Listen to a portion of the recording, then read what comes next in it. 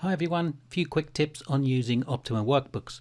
So in this example there's a tab for each of the US sectors across the top, but what we can do is right click on any tab and change some of the properties. So for example, you could rename the page tab, you can change the color and also add an icon if you wanted to.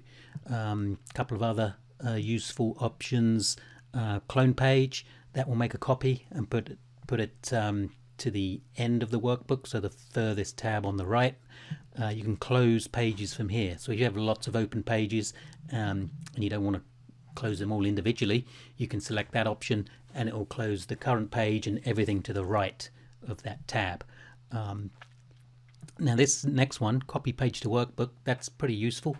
That will, if you select that, it will pop up the default workbook location, and you can select an existing workbook and it will put the current page into that workbook all the way on the right.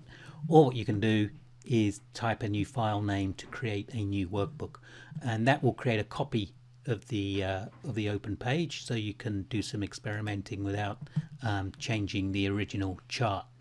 A couple of other points: to move tabs, you can click and drag.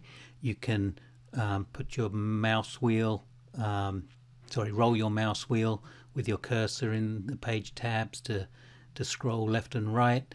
You can also click the arrows, click and hold, and it will drop down a list of all the tabs in the workbook. So let's say I want to go to the end, the percent from moving averages, just select that and it will take me directly to that page. Hope that's been helpful. Any questions, please let us know.